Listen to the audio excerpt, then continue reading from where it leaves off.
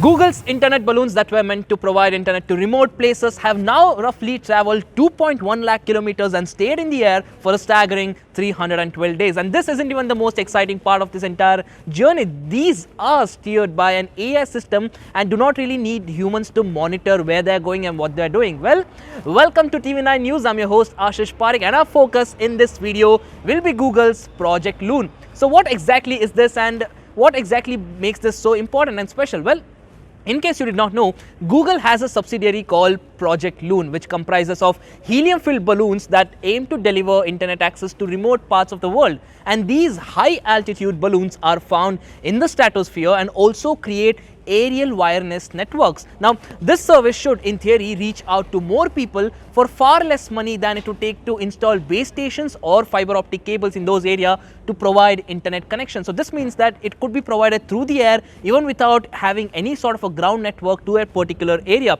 Now, there are about 35 Loon balloons out there, and in case you might be worried or wondering whether one of these balloons could possibly bring a flight down or cause any sort of a emergency landing, well, they usually fly at an altitude of 60,000 to 75,000 feet, which is well above a commercial aircraft, and also each balloon is equipped with a transponder. Now, what does it do? Now, transponder constantly transmits its position and also altitude to air traffic control and also other aircrafts in the vicinity, so as to tell them that this particular balloon is there in that vicinity, and also gives it an information about the altitude, so that in case they are at the same altitude, there could be a course correction. And like I said, the flight time and all of these technologies of the balloons aren't really the most exciting fact. The fact that they can navigate themselves is intriguing and worth knowing more about.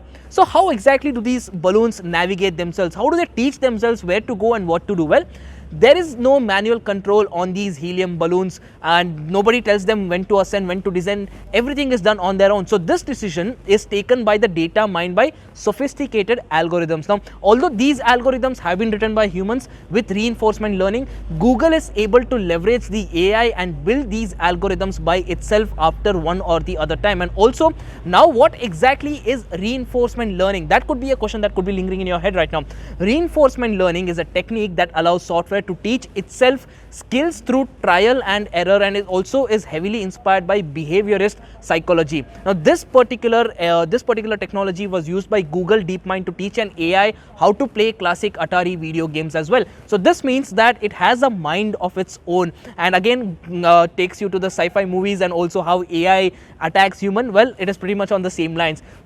Also, these artificially intelligent balloons are also set to make decisions based on the historical wind knowledge, along with forecasted winds and the projected future flight paths. So all of this data is taken care of, calculated and fed to the balloon before the balloon finally decides whether to change its course or take any action. So everything that it does is calculated by AI, and again all of this thinking is done by itself. No human is required to monitor this. Besides this, the new reinforcement learning also keeps the Loon balloons close to the ground stations, so that they can easily send and receive signals, and no contact is lost with these balloons, so that they do not really cause any harm to anyone. So do let us know what you think of this futuristic technology which is already in use, and also how it could change how we use internet and how the internet penetrates across the world. Do let us know what you think in the comment section below, and also do not forget to like, share and subscribe to TV9 Digital.